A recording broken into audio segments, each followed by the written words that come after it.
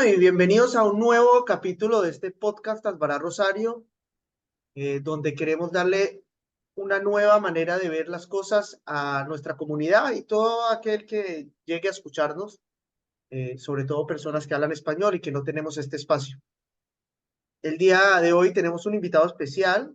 Johnny, ¿cómo estás? ¿Quisieras comentarnos un poco sobre este invitado antes de que se ¿Qué, una a nosotros? qué tal, Jackie? ¿Cómo estás? ¿Todo bien? Sí, como decías, hoy tenemos el privilegio de tener un invitado de lujo que nos va a hablar sobre Hamas, Hezbollah y también la mentalidad del islamismo radical para llevarle a los oyentes un poco de información con respecto a esto y como venimos haciendo, tratando de llevar información y concientizar a la gente sobre lo que está pasando hoy en día en Israel y en el mundo.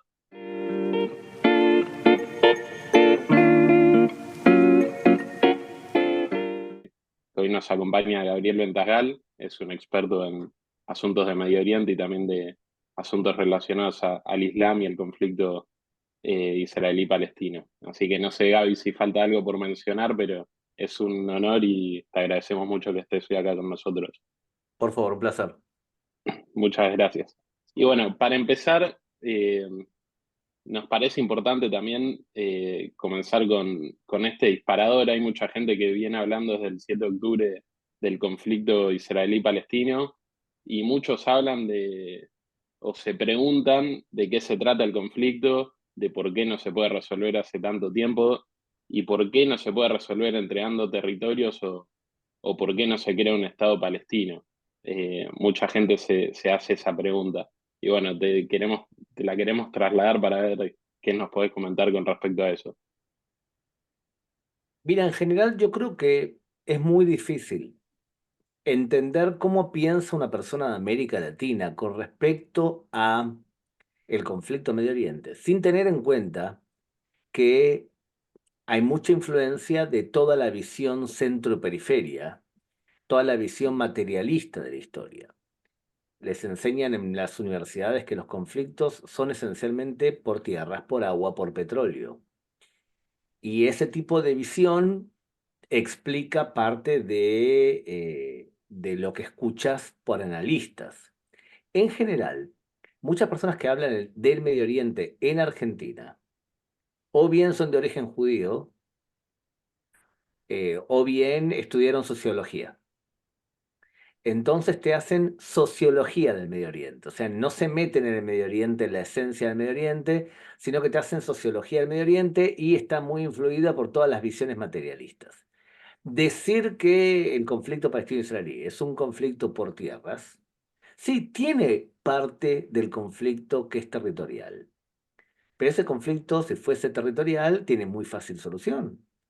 Yo reconozco que el otro también tiene derecho y lo que es tierra, nos dividimos la tierra, nos partimos o entregamos toda la tierra. Es una visión simplista el conflicto y es una visión especialmente carente. Yo creo que vengo explicando que el conflicto no es territorial desde hace muchísimos años y no era una forma muy aceptada de ver el conflicto Medio Oriente, principalmente porque podría llegar a verse como, como decepcionante, como frustrante, porque si no es territorial es más complicado de solucionar y nosotros como seres humanos sentimos la necesidad de solucionar los conflictos. Si hay un problema, debería ser solucionable. Bueno, esa visión ha demostrado estar fracasada, o sea, ser claramente fracasada. En el pasado, cuando a alguien no le gustaba lo que tú decías, decía, bueno, esos son asbaratijas. Sí, es una forma bastante mediocre de desmerecer la opinión de gente que está mucho más formada que tú en temas del Medio Oriente, pero mucho más formada. Entonces, el atentado del 7 de octubre ha dejado retratado a ese tipo de persona por su debilidad conceptual, su debilidad analítica y los errores que hizo a la hora de juzgar el conflicto en sí. En general, entonces te decía, en América Latina lo importante son las explicaciones materiales. En Europa no puedes entender cómo se mide el conflicto palestino-israelí sin tomar en cuenta que Europa es la cuna del antisemitismo. Entonces hay mucha influencia de antisemitismo. Pero si vos querés entender Medio Oriente, tenés que especializarte en religión, en clanes y en religiones. Te pregunto Entonces, algo así.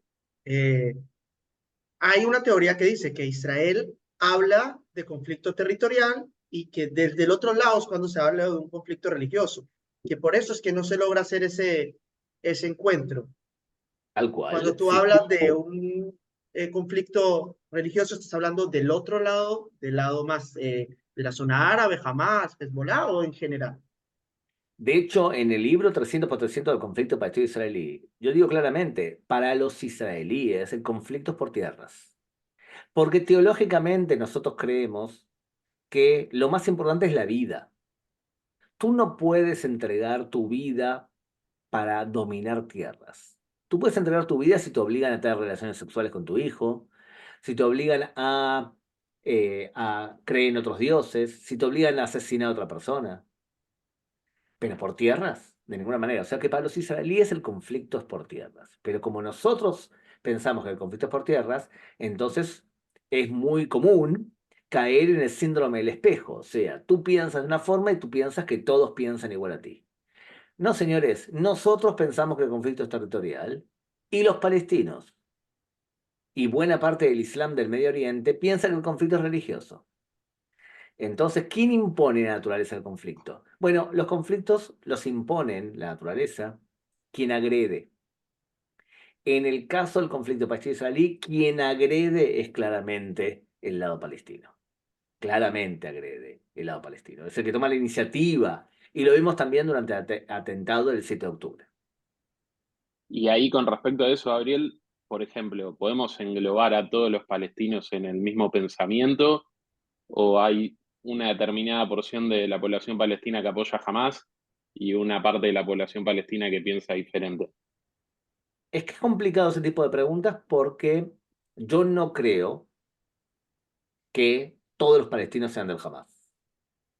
Pero tampoco creo que hay que diferenciar tan tajantemente los que son los terroristas de los que no lo son. Primero porque trabajé con palestinos y los escucho hablar. Eh, y hoy, si tú ves las encuestas después del atentado, 70% de la población de Cisjordania y de Gaza estaban a favor de la masacre que hizo Hamas. Entonces, de acuerdo a eso, podríamos decir que hay una amplia mayoría a favor de asesinar judíos, degollarlos y violar a sus mujeres. Por otro lado, he vivido también épocas de paz, en donde buena parte de la población palestina tenía esperanza de llegar a un acuerdo con los judíos. Entonces, la opinión pública palestina fluctúa claramente según las épocas. Lo que es permanente es que se los educa a odiar a los judíos. Eso es permanente y es medio indiscutible. Y que buena parte de ese odio hacia los judíos está muy instaurado en la calle palestina. Ahora, para poder determinar cuánta gente apoya al Hamas, se debería hacer una encuesta muy seria y muy profunda que no se ha hecho. Y es en base a medir cómo piensa un radical islámico, hacerle esas preguntas. Por ejemplo, si yo te digo que uno de los parámetros para poder medir al radicalismo islámico es la vida de Mahoma. Mahoma, para todo musulmán, es un ser humano perfecto y nunca se equivoca. Es lo que en árabe se dice que es Ma'asum. Por lo tanto, todas las acciones hechas por Mahoma y sus soldados son perfectas. Si yo te pregunto a ti, palestino en la calle, ¿tú crees que hay que imitar todo lo que hizo Mahoma al pie de la letra? Y tú me respondes sí. Bueno, eso para muchos es suficiente para catalogarte como radical islámico. Entonces deberíamos hacer una encuesta muy profunda para saber cuántos apoyan realmente eso. Pero para eso hay que hablar sobre las premisas que te llevan a catalogar a alguien como radical islámico y no en una charlita de café sobre encuestas que hoy son así y mañana son de otra manera. Hablando de esta encuesta, un poco hablando de la situación en Gaza, hay mucha gente que se confunde un poco y me gustaría que nos ayudaras a explicar que existen en este momento tres grandes protagonistas, por decirlo así. Dos grandes y uno mediano, que sería el Yihad Islámico, y agregarle a lo que es la autoridad palestina, lo que es Hamas. porque todo el tiempo la solución es que la autoridad palestina entre y ahí empieza un poco la discusión de un momento. La autoridad palestina no, de pronto Egipto sí, ¿por qué Egipto sí, Irán no? ¿O por qué Irak ahorita tiene ese conflicto? Todo esto que se está desmoronando con estos tres protagonistas. Además, aportando el comunicado de hace unos días sobre entrenamientos del Yihad Islámico en Irán. Pronto que nos hagas un poco de orden en este desorden, por decirlo así. Muy bien, miren, vamos a explicarlo de la siguiente manera. El Medio Oriente hoy tiene 4 fuerzas, 4 tipos de jugadores. Están todos los países chiitas o las agrupaciones que están aliadas al eje chiita. Y estos son Irán, Irak, Siria, Líbano, los hutíes. Y hay algunos que son pro-chiitas. Por ejemplo, la Yihad Islámica, que son musulmanes sunitas, pero que son pro-chiitas, son pro-Irán. Tenemos un segundo grupo, que son países muy radicales, que financian terrorismo y que no lo hacen de manera directa. Turquía y Qatar. Tenés por otro lado agrupaciones que quieren imponer un califato religioso. Hezbollah, Hamas y demás. Al-Qaeda, ISIS. Y tenés por otro lado países sunitas que no son radicales o que se alejan del radicalismo. No significa que, que son moderados. Y no significa que son laicos. Cuando yo escucho, por ejemplo, a un portavoz en Argentina, por ejemplo, socialista que habla de una Palestina unida, laica y democrática. Sí, Y ese es el socialista. lema de las manifestaciones acá. Claro, claro. Bueno, pero eso demuestra un analfabetismo profundo del Medio Oriente porque no hay. En el Medio Oriente no hay ni laico ni democrático. O sea que tu ambición y tu lema a un musulmán del Medio Oriente se le debe causar una grave crisis de risa, o sea, se debe destornillar de la risa pensando cuán analfabeto sos al decir eso. Y eso nos lleva a otro tema que tiene que ver con grupos de extrema izquierda que en general tenían cierta aureola de sabiduría, de intelectualidad. Y que hoy te demuestran que en general la extrema izquierda es tan analfabeta como la extrema derecha. O sea, son gente realmente que no saben ni siquiera dónde queda el Medio Oriente y nunca escucharon hablar a un musulmán y te dice las barbaridades que te dicen. Pero porque es un pensamiento, en muchos sentidos, intelectual. Ahora, volviendo al tema, ahí tenemos los 4 grupos. Israel, cuando firma la paz con los acuerdos de Abraham, se acerca a los grupos sunitas no radicales. Dentro de la cancha palestina, tenemos que el grupo ideológico más fuerte del Medio Oriente en temas de radicalismo islámico se llama los Hermanos Musulmanes. Los Hermanos Musulmanes es una agrupación que lo que decía es que hay que educar hacia ese Islam que vivíamos en la época de Mahoma y siempre se cuidaban de mantener la opción de la fuerza bélica. O sea, te hago dawa, proselitismo, pero me guardo para mí la fuerza bélica cuando yo lo crea conveniente. Los hermanos musulmanes en la Franja de Gaza pasaron a la fuerza bélica y se llaman Hamas. Fueron fundados en el año 87-88, en abril del 88, y hoy tienen unos 30.000 soldados y unos 30.000 cohetes tenían antes de la guerra. Después tienes a la Yihad Islámica, que es anterior al Hamas y es más débil que el Hamas, y ellos han pasado a la fuerza bélica, también nacieron de los hermanos musulmanes, pero pasaron a la fuerza bélica antes, pasaron en el 81, y son consecuencias de la revolución islámica en Irán. ¿Qué pensaban esta gente? Shkak y demás. El Islam se impuso en Irán, vamos a copiarlo. Entonces son el brazo ejecutor directo de Irán. ¿Colaboran con el Hamas? Por supuesto que sí. Compiten con el poder un poquito. ¿Qué es la Autoridad Palestina? La Autoridad Palestina es un protoestado creado por el Pacto de Oslo, que tiene un liderazgo de Fatah. Personas que ven a la OLP y a su partido más fuerte, Fatah, creen que la OLP es laico.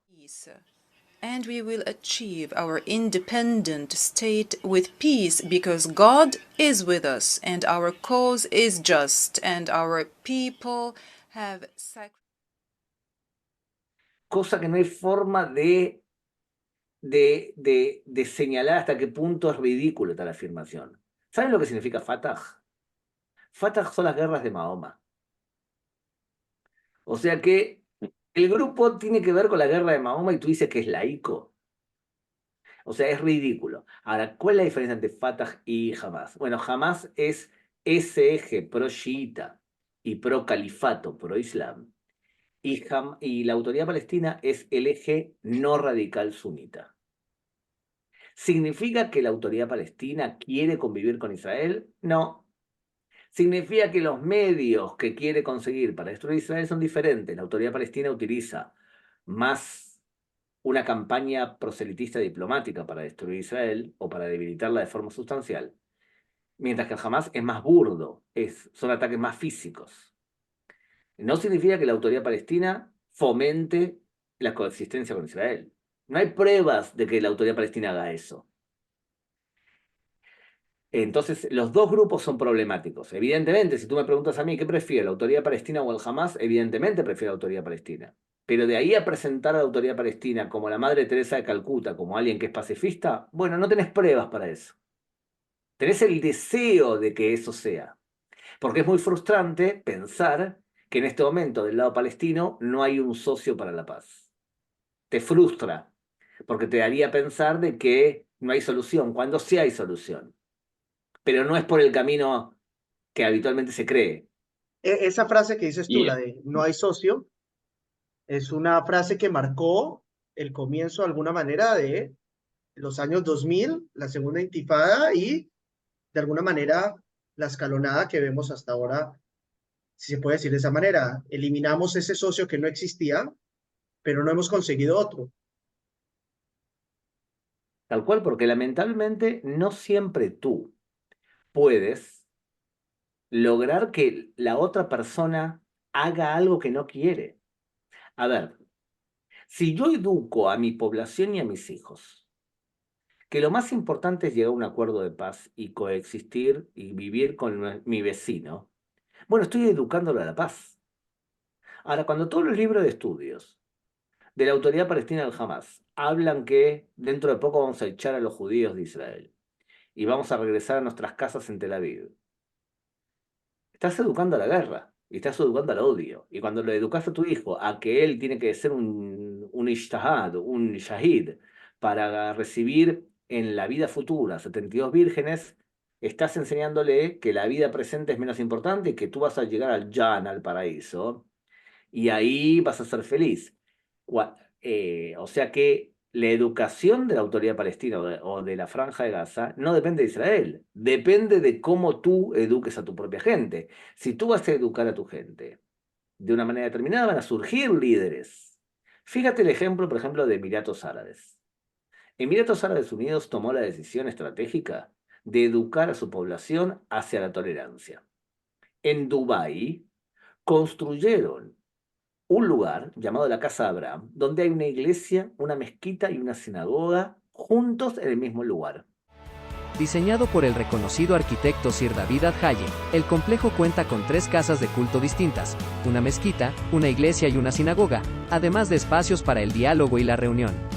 El objetivo del complejo es convertirse en un centro de aprendizaje y diálogo, en el que las personas de todas las religiones puedan explorar la fe y participar en una misión de coexistencia pacífica para las generaciones venideras.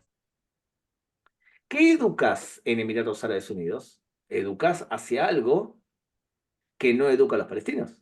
Bueno, a la larga, Emiratos Árabes Unidos es probable que tenga una población sustancial de gente que piense que coexistir con los judíos está bien. Ahora, ¿depende de Israel que Emiratos Árabes Unidos haga eso? No, depende de Emiratos Árabes Unidos. Lo mismo está haciendo Arabia Saudita, están haciendo esfuerzos reales para educar a su población a convivir con los judíos. Lo están haciendo. Bueno, los palestinos no. Y te pregunto, relacionándolo con la última pregunta, mencionaste también que es frustrante que no haya un socio para la paz del lado palestino, pero que hay una solución. Supongamos en el hipotético caso que jamás, después de la guerra, no que deje de existir, pero que quede minimizado a una expresión mínima. ¿Cuál sería esa posible solución? Bueno, está basada justamente en lo que piensan ellos. como todo radical islámico y toda persona que está educada en el Islam copia las acciones de Mahoma, hay que analizar qué fue lo que hizo Mahoma en una situación parecida. Es así. Una persona puede ceder si el otro lado es más fuerte que él. Porque lo importante es sobrevivir para prepararte para el próximo combate. ¿Ok? ¿Me siguen la lógica? Sí, sí. Entonces, tomamos el caso de Mahoma. Mahoma combatió varias veces con su tribu de nacimiento, la tribu de Quraysh. Pero en el año 628 se dio cuenta que no iba a poder combatir con ellos, porque él tenía a su disposición a 1000 soldados que atacaron la Meca, la ciudad donde él nació. Y él tenía 1000 soldados y la Meca tenía, Quraysh tenía 10.000 soldados. O sea, los iban a matar.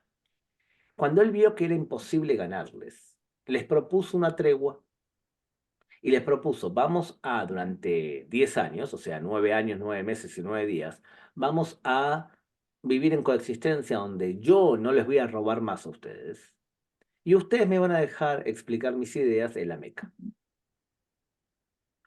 Digamos que los habitantes de Quraysh vendrían a ser el israelí inocente, o el judío inocente, o el inocente en general, que piensa que está bueno seguir haciendo comercio y comprar tiempo del enemigo.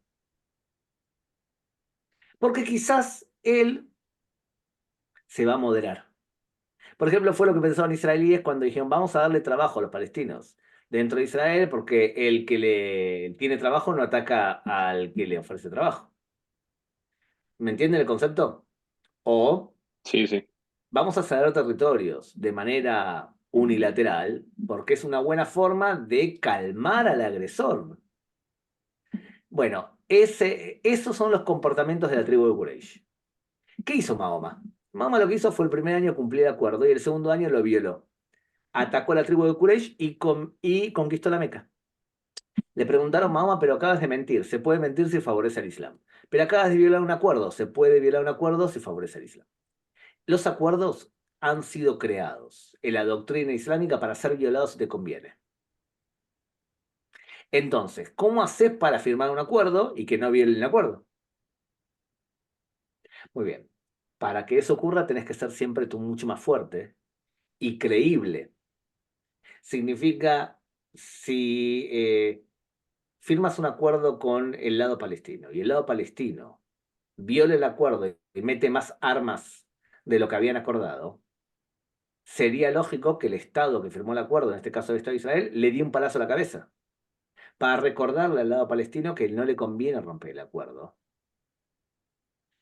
porque la fuerza del lado israelí es más fuerte. En otras palabras, si Israel es una potencia militar, es una potencia política, una potencia económica y una potencia moral, el lado más débil tiende a acercarse y a firmar la paz. Hagamos otro ejemplo. ¿Quién es más creíble para un musulmán? ¿Donald Trump o Barack Obama? Donald Trump. Y todo hace parecer que Obama.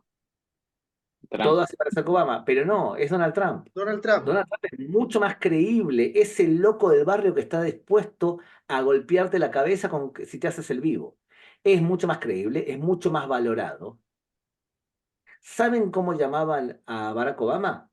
El tontito de Chicago. Porque es fácil de engañar.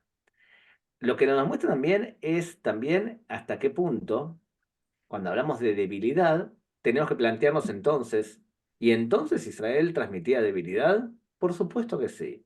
Fíjense las protestas por la reforma judicial y la forma que los israelíes hablaban en público con respecto a qué les pasaba internamente a ellos. Si tú eres un irresponsable y dices que la reforma judicial es el fin de la democracia, cosa que es bullshit, la reforma judicial fue ejecutada mal, un montón de cosas podemos discutir, pero de ahí a que tú digas, como dijeron varios periodistas, incluso periodistas latinos, que esto es el fin de la democracia, tú eres un irresponsable. Y no solamente es un irresponsable fáctico, que está diciendo cosas que no son, Eres un irresponsable porque el otro lado está escuchando las barbaridades que está diciendo. Cuando un líder del Hamas se nutre de la información que transmiten el Canal 12 y el Canal 13 de Israel, que son los canales más grandes, percibe una realidad que el pueblo israelí de a pie no siente. El pueblo israelí es mucho más fuerte de lo que los medios de comunicación lo muestran. Entonces, ¿hay una solución para el conflicto? Por supuesto que sí. Una tregua donde vos siempre seas más fuerte que el otro lado. Y cuando el otro lado, puede ser una tregua de 1000 años. Ahora tú me dirás, pero Gabriel, ¿estás dispuesto a ceder territorios que tú controlas hoy para esa tregua? Sí, pero desde la fuerza. Y con que te hagas un poco el loquito en el momento no adecuado, te vas a arrepentir de haber violado un acuerdo que firmaste. ¿Por qué? Porque yo no quiero que tú me engañes como hizo Mahoma con la tribu de Quraysh. Pero para poder hacer esto que acabo de explicar ahora, tú tienes que saber, primero, ante todo, qué fue el pacto de Mahoma con la tribu de Quraysh.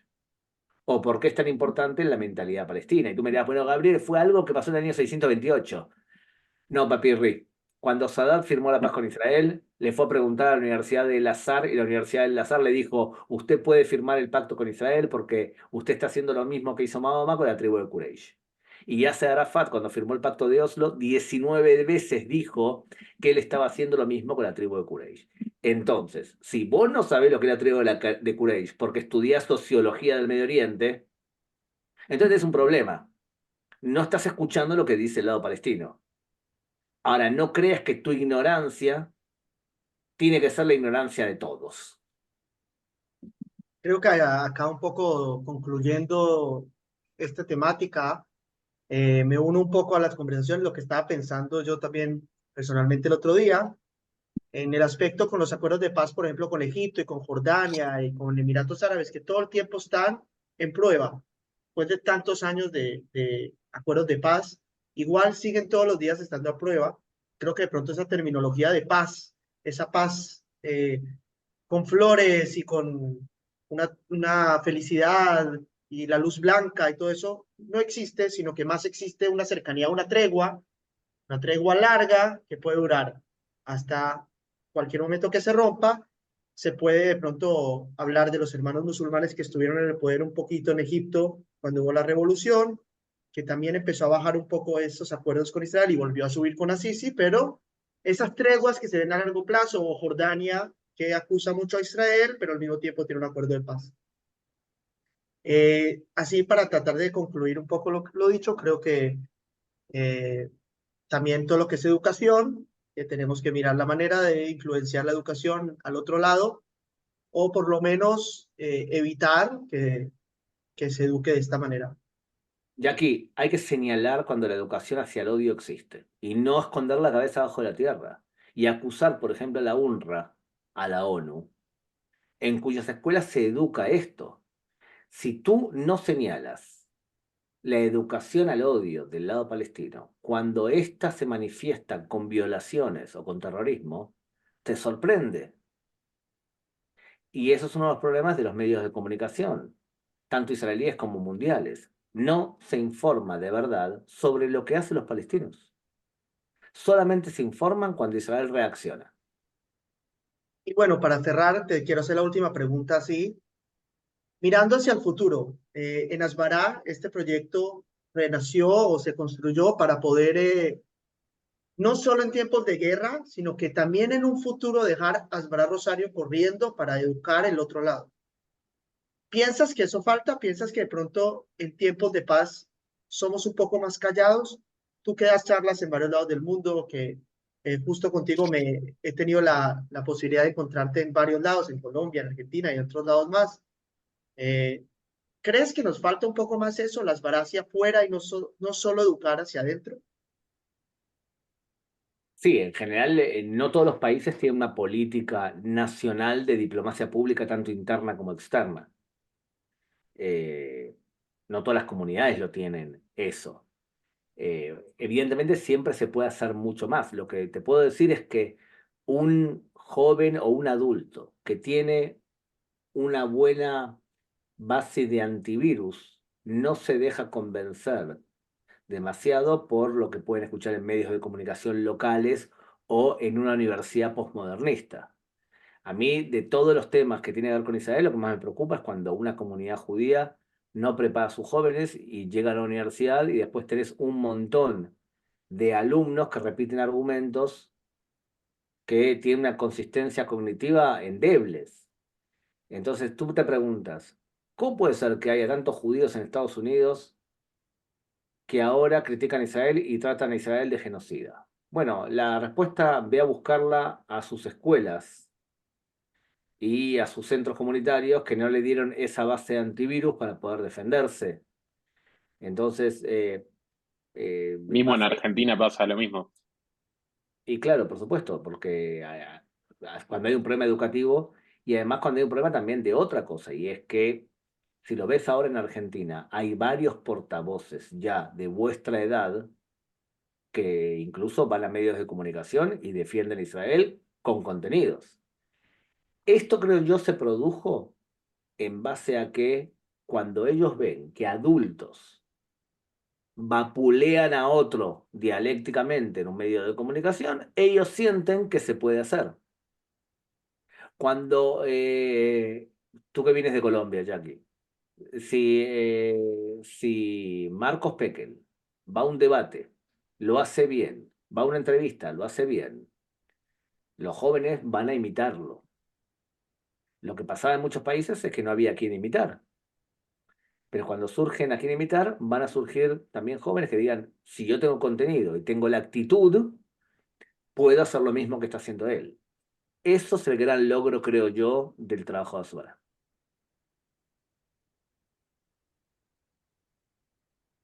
Perfecto. Bueno, agradecerte por este tiempo que nos regalaste. Es un tema que se puede durar 10 horas hablando y educando y enseñando, y creo que podríamos hacer otros 3, 4 encuentros en un futuro y seguir hablando de más temáticas. Cada vez las noticias son más y más. Hace unos días con lo de Irán y Pakistán, ahora también otros jugadores que es una temática profunda, empezar a hablar del chiita, del sunita, de ISIS, de Hamas, y no nos daría el tiempo en un podcast tan corto. En un futuro de pronto podremos tocar más temáticas. Agradecerte. Para nosotros es muy importante tener personas eh, que sean especialistas, que nos ayuden a poder llegar a varios lados. Este podcast, la idea es que llegue no solo a la comunidad, sino que pueda explorar Rosario y hacer lo que acabaste de decir, llegar a las escuelas a educar de otra manera y otra visión. Así que agradezco. Un Johnny, placer y felicitaciones por el proyecto que hacen, ¿eh? muchas gracias. Muchas gracias y de verdad fue un placer, Gaby. Muchas gracias por haber participado. Por favor, gracias a ustedes.